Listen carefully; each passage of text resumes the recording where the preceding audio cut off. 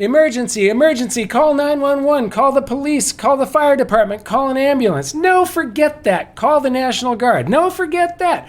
Call the Army, the Navy, the Air Force, and the Marines. No, forget that. Call the Federal Reserve, because this is a financial crisis. We don't really know what it is yet, but there is something probably big going on underneath the surface. We'll be finding out someday, but maybe they have been able to paper things over, maybe not. I very often go to the Federal Reserve's website. I click on this, I click on that, just to sort of update myself on what's happening in all of the different the data that they keep track of.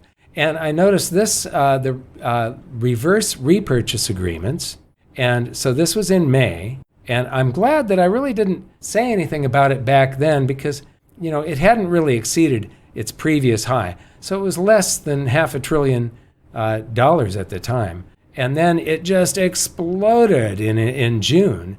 And by the end of June, we were up at 1.2 trillion from just, in May, we were talking about $500 billion. And then it peaked at 1.4. It has pulled back a little bit now. So what is a repurchase agreement? Now, reverse repurchase agreements are transactions in which securities are sold, so they're selling them from the Federal Reserve, to a set of counterparties under an agreement to buy them back, and they buy them back with some interest.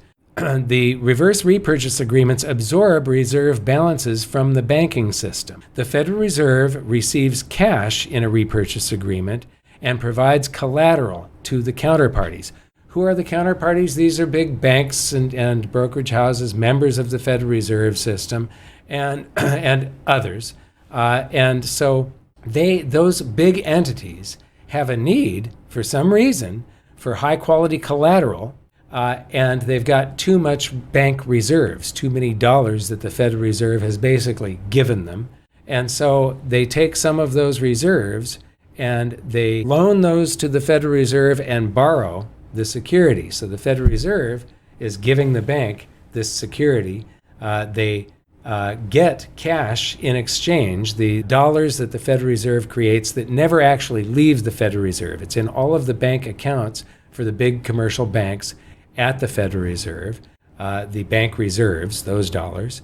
And when those dollars go back to the Federal Reserve's account, they vanish, they're gone. But they're replaced by this repurchase agreement. And so the balance sheet doesn't change. But the reverse repurchase agreements absorb reserve balances from the banking system.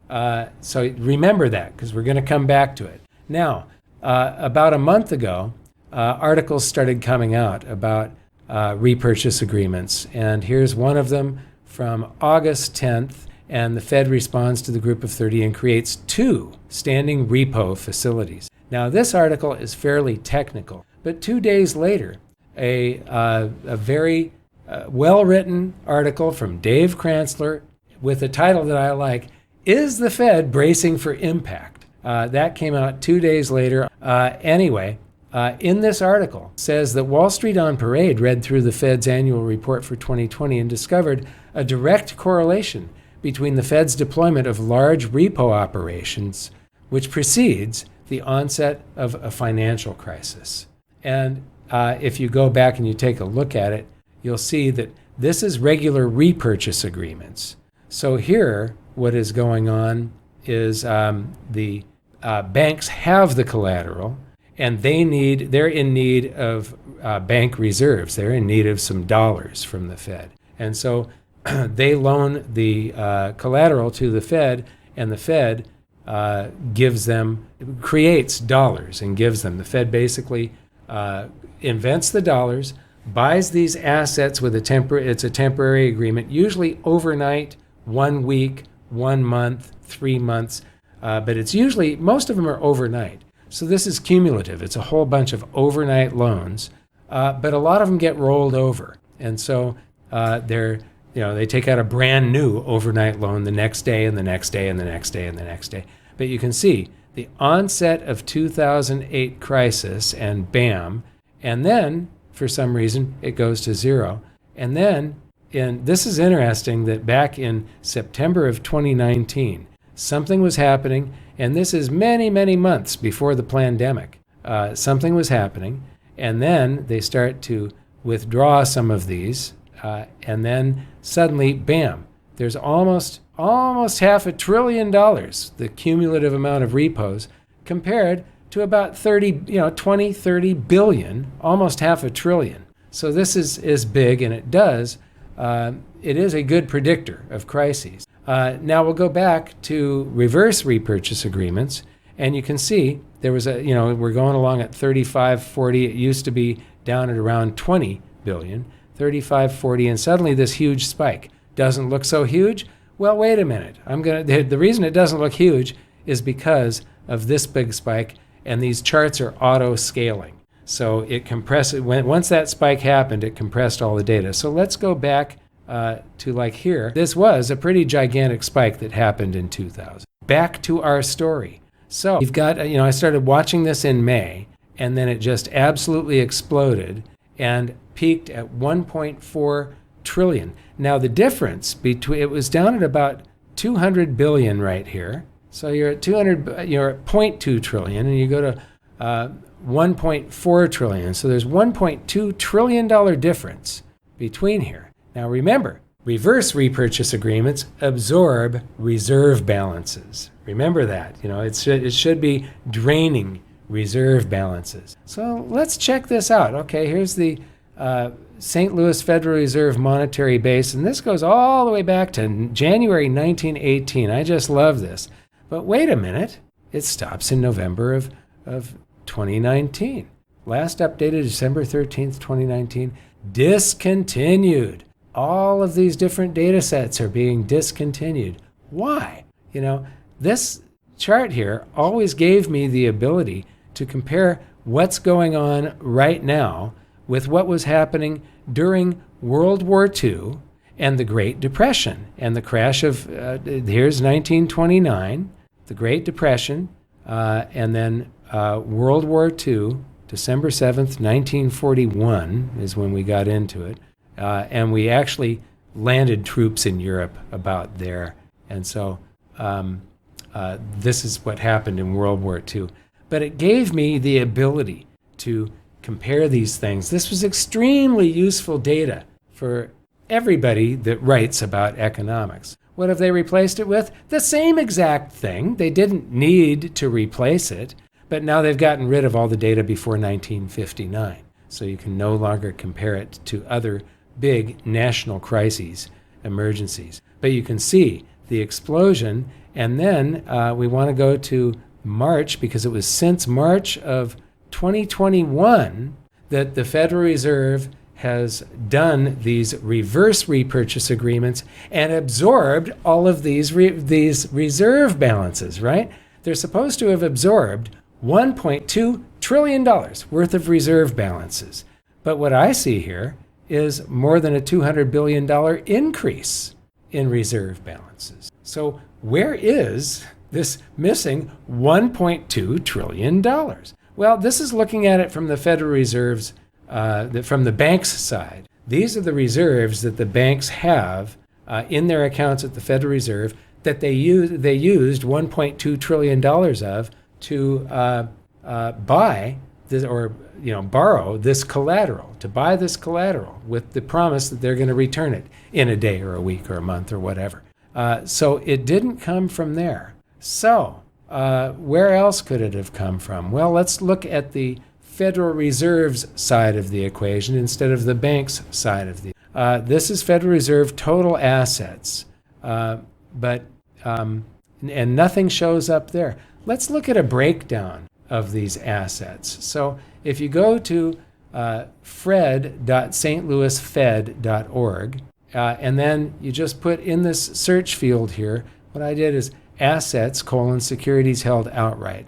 Because all of the assets, the securities that are on the Federal Reserve's website, on their balance sheet, are titled this way at the beginning, and then after that second colon is whatever the asset is. So here we've got U.S. Treasuries and mortgage-backed securities and stuff. So first, let's take a look at the real short-term paper. There are the U.S. Treasuries come in bills, notes, and bonds. And the easiest way to think of it is if you look at notes, which are in the center. Notes go from 2 years to 10 years. Anything longer than 10 years is bonds. Anything shorter than 10 years is bills. Shorter than 2 years is bills. So these are securities that are less than 2 years in duration. And but there's only $326 billion worth of them. So the 1.2 trillion couldn't have come from there. But look at this, they had a certain amount of them, and then they gave all of these to the banks during the crisis of '08, and they were down at zero for quite a while. And then 2019, before the pandemic, something was happening, and they ended up buying $326 billion worth, and it's just been flat. So it wasn't any of those that they loaned to the banks as collateral. So let's go to notes and bonds. And those are kept track of in one handy little chart. So this is both notes and bonds. Well, this is at $4.6 trillion. So, 1.2 would take it down in here somewhere. You would definitely notice it if it had come out, if this was the collateral that the Federal Reserve was lending to the banks. Where is this coming from? What is the shell game that is going on? Well, another asset that they have is federal agency debt. So different federal agencies can issue securities. This is mostly Fannie Mae and Freddie Mac. But you can see during the crisis of '08, Ben Bernanke was busy buying a lot of stuff. But this peaks at 169, I'm going to round that, $1 billion. And then it goes down to where today it's only $2.3 billion. 1.2 trillion could not have come from there. And so federal debt held by the Federal Reserve banks. This is what you and I owe the Federal Reserve, and we have to pay them through taxes.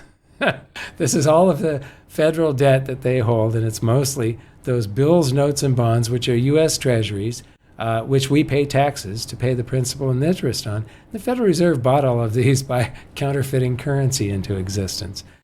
So something is going on. What is it? What other asset could... So this is the total, by the way, of those different federal debt instruments, the bills, notes, and bonds, and the agency debt, we come up about $700 and something billion short. So, this is somewhere on one of the statements of the Federal Reserve.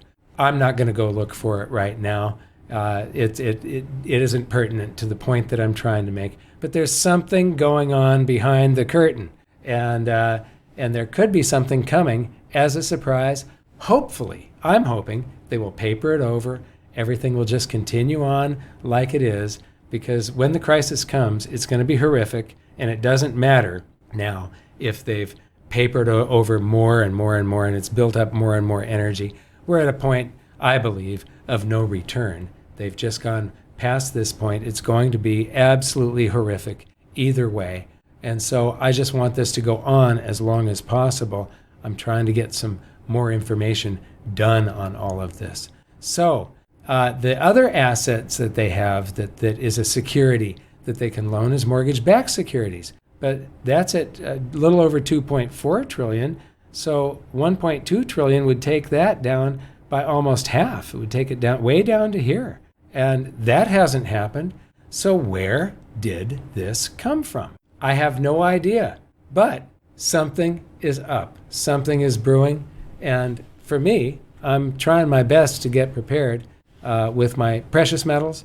Cryptos will probably do well. But believe me, there will come, when the feces hits the fan, gold and silver are going to be the big winners. It's the assets that the banking system relies on, that the world's central banks consider a tier 1 asset, gold.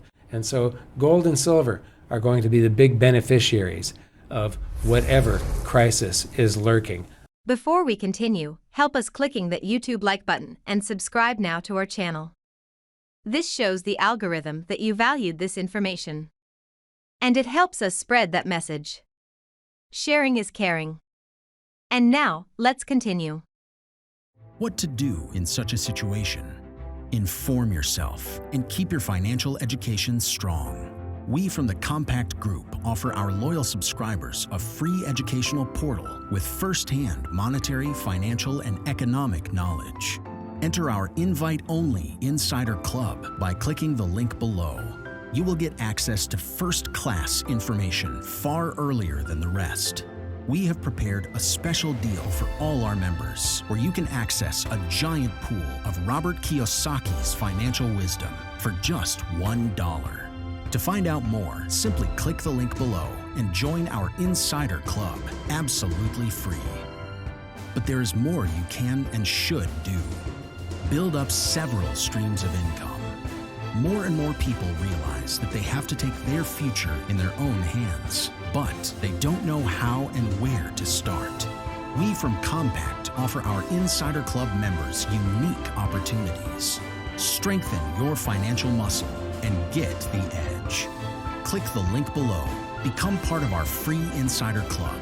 No financial obligations. But there's one important thing you have to know. You have to become active. So do it now. Become active and see you on the other side.